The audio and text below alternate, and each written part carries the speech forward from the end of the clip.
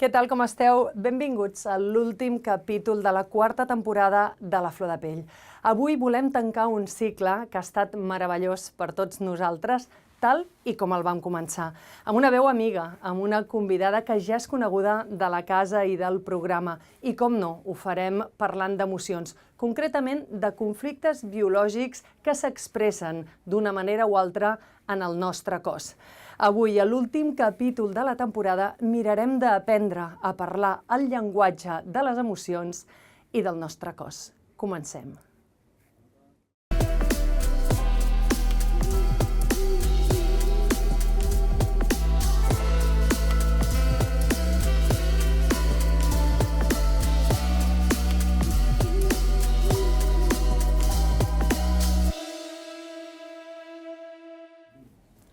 La nostra convidada d'avui ja va estar amb nosaltres a la tercera temporada. És llicenciada en Psicologia i també en Fisioteràpia. És antropòloga, constel·ladora familiar, descodificadora biològica i fa més de 37 anys que imparteix la seva teràpia. Del seu modus operandi és ensenyar a les persones a escoltar i entendre el seu cos. De tota aquesta gran passió neix l'institut que porta el seu mateix nom. Ha escrit 3 llibres: El arte de escuchar el cuerpo, El reflejo de nuestras emociones i Hambre emocional, aquest últim publicat el 2021 i del que avui en parlarem. Aquesta nit no puc dilatar-me més a presentar-los a Ángeles Walder.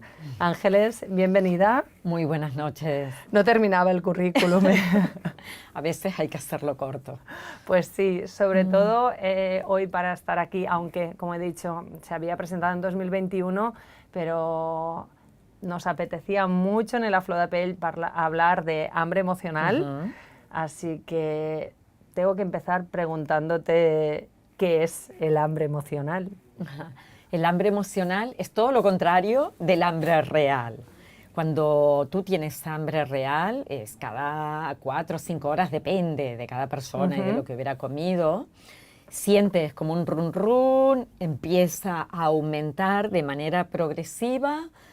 Si lo escuchas, comerás algo. Si en ese momento no puedes, puede que con un vaso de agua lo apacigues y más o menos durante unos 20 minutos, media hora, no sientes más hambre y de repente quizás si no pones glucosa al cuerpo te va a molestar la cabeza.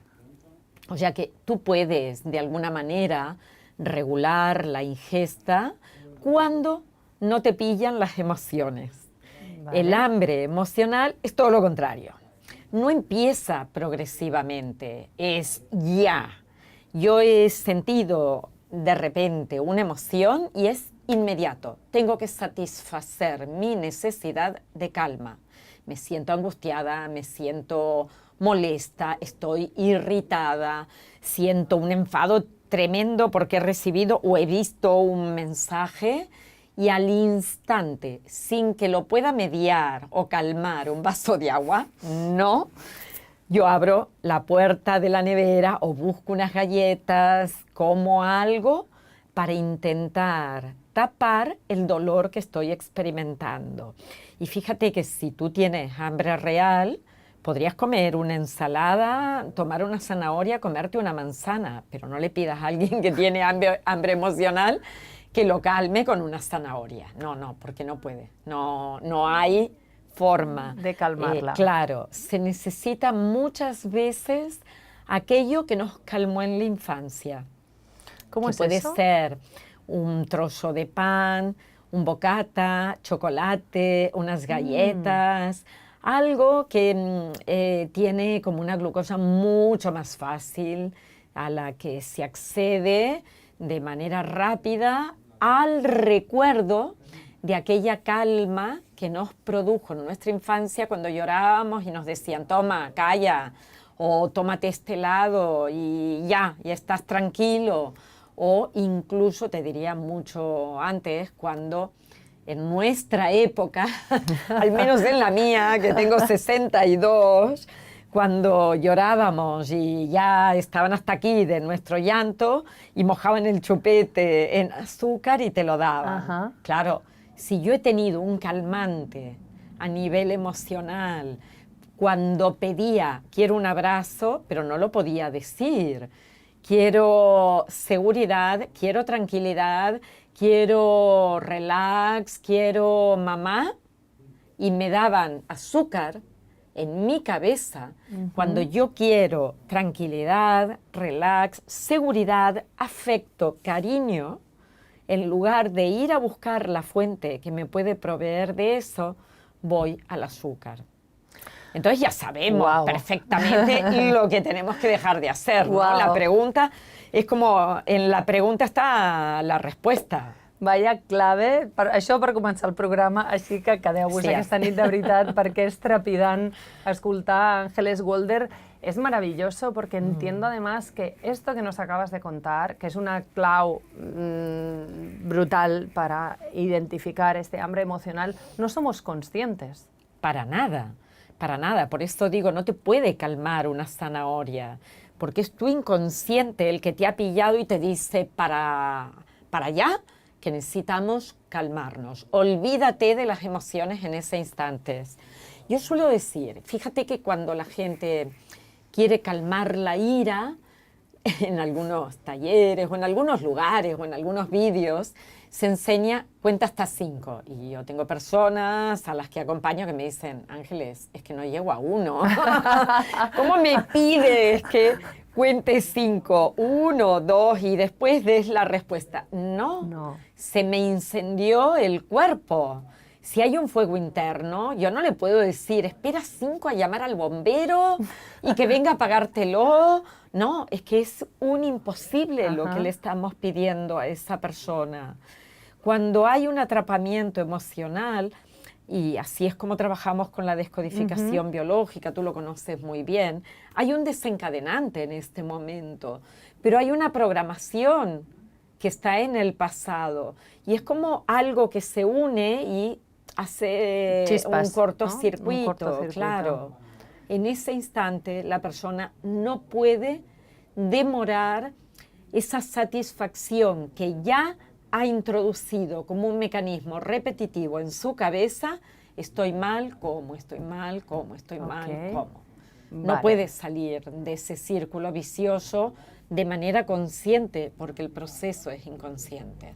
Vale, entonces, una vez hemos llegado aquí, dices, hemos establecido, hem establert aquest vincle, hablabas ahora de la descodificación biológica, también del programante, iremos entrando poco a poco.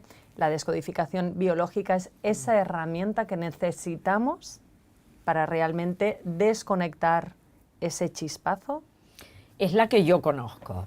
Probablemente hay otras maneras, quizás con acupuntura, con homeopatía, con reiki, con flores de Bach, con lo que quieras. Es posible que la persona sienta cierta calma a nivel emocional.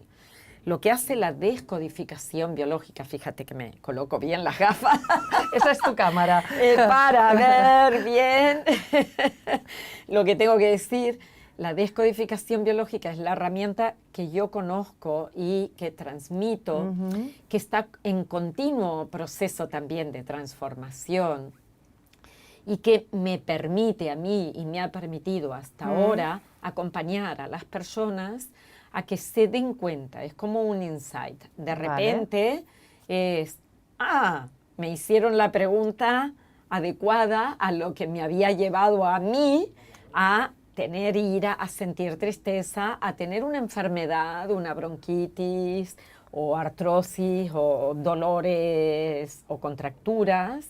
Y lo que hace la descodificación es que cada parte del cuerpo tiene una función y le pedimos a la persona que mire si antes de que aparezca el síntoma, sea el que sea, atracón nocturno o dolor de espalda, me da igual, que antes de tener ese síntoma revise qué es lo que le impulsó o qué es lo que le molestó o qué es lo que le ha sacudido y de alguna forma ha obviado. Su cabeza no puede retener tanta cosa y todo eso se envía al inconsciente. Y si en un atracón nocturno a mí, yo hoy 2024 me levanto cada noche 3 veces, yo lo que voy a revisar es qué es lo que le está produciendo que se le desencadene ese síntoma, porque es un síntoma. Si lo consideramos como algo que no está dentro de la normalidad de su vida o de lo que la persona quiere, actúa como síntoma. Y todo síntoma tiene un conflicto biológico previo, que es el desencadenante. Pero además está ligado en el pasado con una experiencia a nivel sensomotriz que es similar. Similar en cuanto a lo que la persona está sintiendo. En cuanto a, al evento en sí. No es que...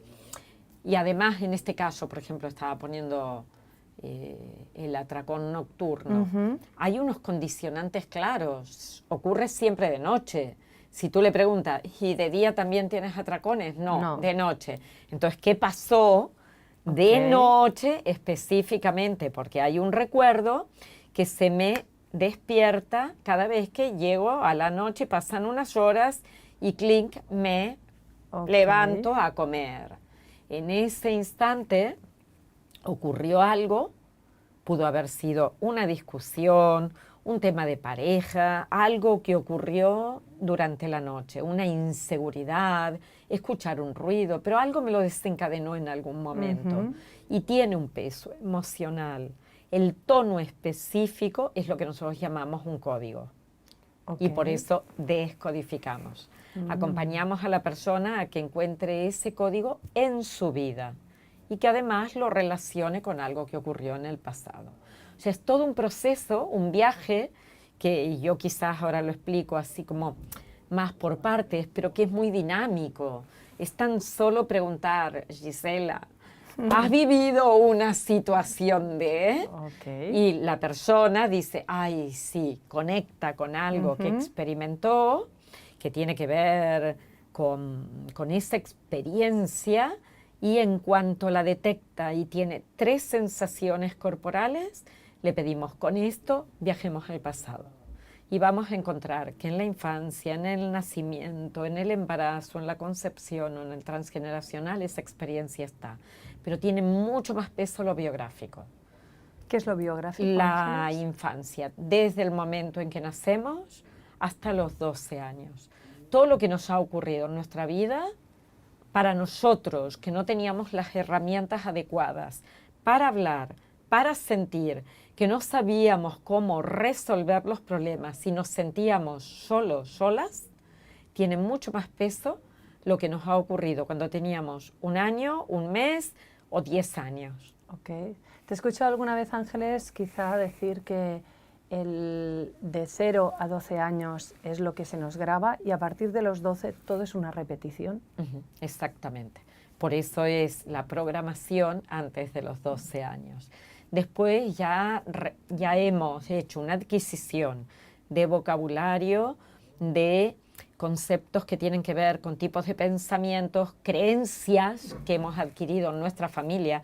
En este caso hablaríamos de las creencias que tienen que ver alrededor de la comida. Aquí también están en Hambre Emocional, creencias alrededor de la comida que vienen de esa educación familiar, de costumbres familiares, ¿no? A lo mejor a la família doncs, estàvem acostumats, no? a reunirnos con los tíos, no sé qué, alrededor de una mesa en un momento concreto del año.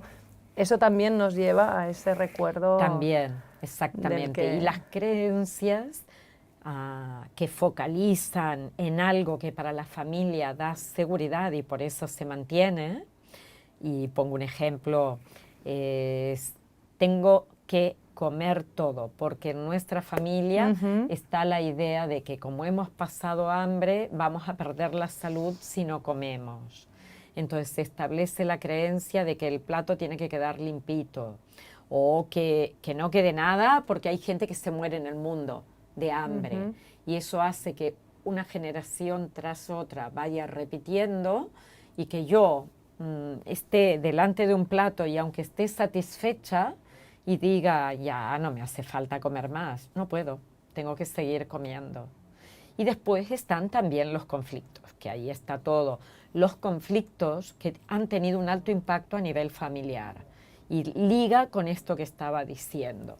Si en nuestra familia, en la mía, se murió un chiquito de 8 años por una neumonía y probablemente estaba en el campo, no pudo llegar, o sea, hace 50, 80, 100 años, no pudo llegar a ningún centro médico para que le atendieran, se van a ligar las condiciones que había en el momento como el origen de esa muerte que nunca se ha podido procesar, porque la muerte de un hijo cuesta mucho de aceptar y no se puede finalizar esa idea, cerrarla y hacer el duelo. Cuesta, a veces sí, a veces no, pero la mayor parte de las veces son cosas que nos duelen tanto que no podemos llegar a tomarlas para transformarlas en nosotros.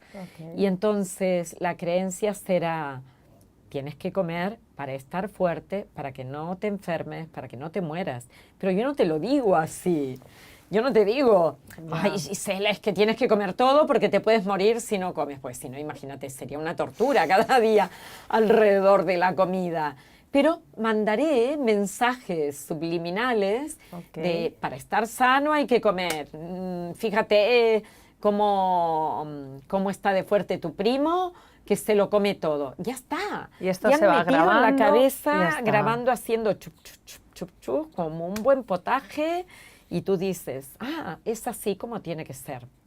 Claro, a veces hay que desestructurar las creencias, porque sirvieron en un momento, pero puede que hoy ya no nos sirvan. No nos sirve. Suelo decir, los pañales son útiles, ¿no? En una época, pero hoy ya no me digas no que tenemos que salir con pañales a la calle porque en algún momento fueron útiles. Aquí es exactamente igual. Aquí lo bonito, Ángeles, entiendo que es identificar esas creencias, perquè estaran d'acord amb mi. Aquesta nit estem parlant amb Ángeles Walder de hambre emocional, que mengem i quan tenim aquest atracón de gana, Ángeles, no nos paramos a pensar qué emoción nos ha invadido y de dónde viene y las creencias familiares y el programante. Pero sí me parece precioso y a partir d'ara, que ja ho coneixen, ho podem practicar, tener ese minuto de cuando nos apetece, cuando estamos en atracón, ese minuto de conciencia plena de dir, eps, un momentito, aquí está pasando algo. Simplemente ese gesto, ¿no? Yo creo que aquí somos muy prácticos, siempre donem aquellos consejitos que nos puedan servir en el día a día. Entonces, igual, no sé, te pregunto, ¿sería este el inicio sí, en el hay día a día? gente, digamos que hay diferentes vías. Hay gente que tiene sobrepeso y que busca hacer un recorrido porque ya lo ha probado todo, ya ha probado todas las dietas, ya ha utilizado el vinagre, la zanahoria, el jugo verde, todo. El ayuno, ya ha probado todo y se da cuenta que una vez que vuelve a comer como estaba acostumbrado a hacerlo, está el efecto rebote y aumentas de peso. Has bajado, pero en cuanto empiezas a comer igual, tu cuerpo ya no tolera porque el metabolismo lo has ralentizado.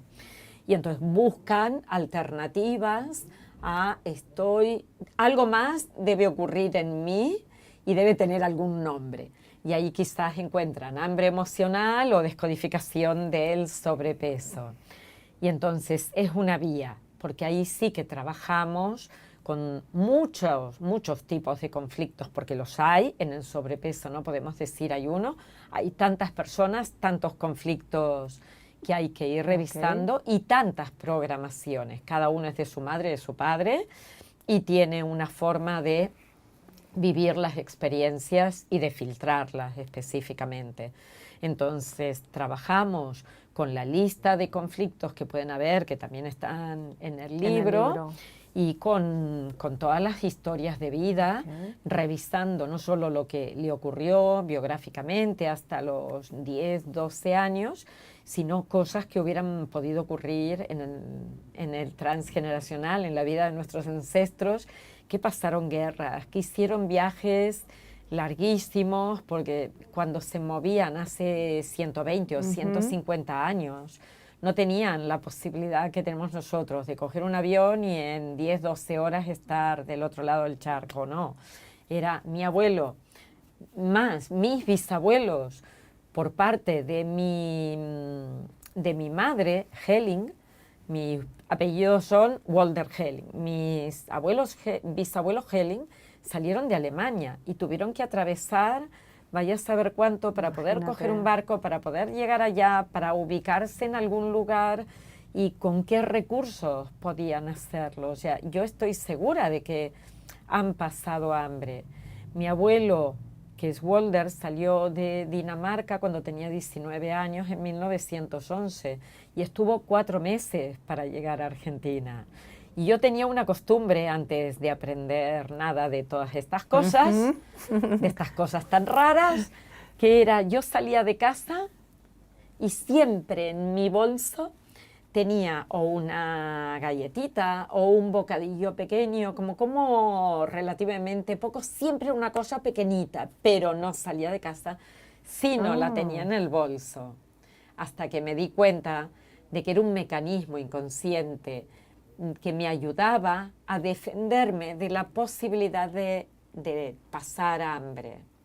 Y yo me justificaba, como hacemos siempre, diciendo, no, es que a mí no me gusta comer un croissant completo. Y es verdad, no como un croissant completo, no como un bocadillo completo. Siempre lo parcelo y como un trocito.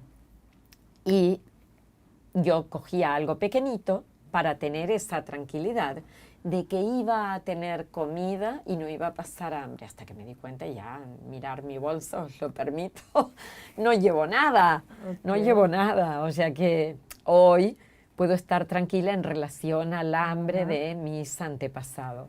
Hablaves també, Àngeles, fora de micro, parlàvem abans en la intro amb l'Àngeles Walder, que el hambre emocional no solo es comida, puede ser drogas, bebida, relaciones tóxicas, y que el sobrepeso emocional quizá tampoco, porque hay muchas personas, y això va per a aquelles persones que se senten identificades en no como tanto y no adelgazo de ninguna manera. Entonces me he hecho prueba de tiroides, la tengo bien, tengo el metabolismo aparentemente bien, ¿qué me está pasando? Sí, el hambre emocional requiere de que algo esté desajustado en nuestra vida y eso es lo que lo impulsa. Y el hambre lo que viene a hacer, o el comer, perdón, lo que viene a hacer es a tapar esto. Ya no lo quiero ver, no quiero ver lo que me está impulsando. Primero, no lo veo porque no soy consciente de que esté viviendo esa experiencia. Por lo tanto, yo tengo un montón de conflictos tapados. Mientras no pueda trabajar los conflictos, no podré sacar la tapa esta que los está cubriendo. Entonces, lo importante es que ya sea porque tienes sobrepeso, ya sea porque te ves en ese tipo de conductas, como tú dices, claro, yo me reconozco en esto, reconozco que cuando me siento mal, cuando estoy frustrada, cuando estoy angustiada, cuando me aburro, como. Y la gente se pone allá a ver una película con una bolsa de palomitas, con una gaseosa, con otra, me levanto, corto, como chocolate, vengo y claro, si yo viera que realmente hay un dolor interno mío que puede ser cuando estoy aburrida, estoy sola, no tiene sentido mi vida, no encuentro la felicidad en lo que hago, se han ido mis amigos y no me han dicho nada, etcétera, etcétera. Si yo viera que es eso y tomo conciencia de esto, ya no me hace falta comer. Por eso está muy bien lo que has dicho antes, de quizás el primer nivel de cambio lo suponga el hecho de reconocer lo que hay. Puede que no lo pueda frenar, no pasa nada, pero lo reconozco. Y es un paso. Incluso puede que hubiera comido, tal, pero si yo doy un paso más allá y digo, a ver, ¿qué me pasó? ¿Por qué tuve que ir a comer de esta manera? Pues ya está, ya es un paso. La siguiente vez seguramente pueda frenarlo antes o pueda darme cuenta de que he de ir hacia algún otro lugar a buscar amigos, a estar con gente, a estar conmigo misma, a aprender a vivir, entendiéndome, comprendiéndome, a buscar otras alternativas más sanas. que para alguien puede ser hacer yoga, hacer deporte, hacer un voluntariado, estar en algún lugar donde me llene y no estar permanentemente en una zona donde al sentir la primera frustración no salgo de mi área de confort, lo primero que hago es comer, algo que me dé tranquilidad. Tranquilidad, sea lo que sea. En este sobrepeso emocional, Ángeles, también sabemos que se ubican distintas zonas del cuerpo. Los conflictos de los que hablabas tienen que ver en función de dónde se acumula la grasa, en qué zona del cuerpo. Sí, cada cuerpo es el relato de una historia. Como dice Gabor Maté, la biología es tu biografía, ¿no? Ajá. Tu biografía contiene. Por eso el primer libro es el arte de escuchar el cuerpo, y aquí lo que está en este libro es cuando tenemos hambre emocional, dónde se ubica la grasa. Y ahí vemos que hay cuerpos que tienen que ser así como un muro, ¿no? Entonces ya te puedes imaginar que la persona en el núcleo interno seguramente tenga una profunda debilidad, pero se hace una coraza. Y cuanto más dolor siente porque es rechazada, porque se siente desvalorizada, porque no se siente amada, porque le falta todo ese cariño que busca en los demás y no se lo provee la propia persona, va a ponerse capas y capas y capas para proteger. Pero lamentablemente no nos protege la grasa. También puede ser que la grasa esté ubicada en nuestro cuerpo para proteger los golpes, pero los golpes reales, o sea, el de maltrato físico, y esto lo veo cantidad en los niños cuando reciben humillaciones o son tratados de una manera despectiva, ya sea por los padres, por compañeros, en la escuela. En muchos lugares el maltrato, ya sea físico o psíquico, incluso las vejaciones, los abusos, las violaciones, tienen una repercusión en comer para tapar y engordar para que no me lo vuelvan a hacer. Y en el caso, por ejemplo, cuando hay abuso sexual, muchas personas ubican la grasa en la zona pélvica para poder proteger el área sexual. Pues me quedaría horas y horas y yo también, preguntas, pero podemos empezar la nueva temporada si quieres. Exacto. Cambiamos de lugar para hacer algo diferente y distraemos la atención de la gente. Perquè realmente han quedat moltíssimes preguntes aquesta nit. Ha sigut un tastet per conèixer que hi ha una manera de menjar que simplement el que fa és tapar nuestras emociones, que tenim el llibre Hambre Emocional d'Ángeles Walder para comenzar a trastejar. Ángeles, tendrás que venir en la quinta temporada. Sí, porque además hay algo muy importante en esto que va ligado, primero, con la conducta alimentaria y segundo, con el movimiento. O sea que esto lo dejamos, les pido que para la próxima esto lo dejamos continúen para la quinta temporada. Ángeles, ha sido un placer tenerte aquí una vez más. I te reemplazo para la quinta temporada. Doncs així acabem l'últim programa de la quarta temporada. Ha estat un plaer compartir aquesta estoneta, posar-nos a casa seva aquest ratet a la nit per tal d'obrir consciència i de posar el nostre granet de llum. Esperem que ho hagin disfrutat tant com jo i tant de bo. Ens veiem en una quinta temporada.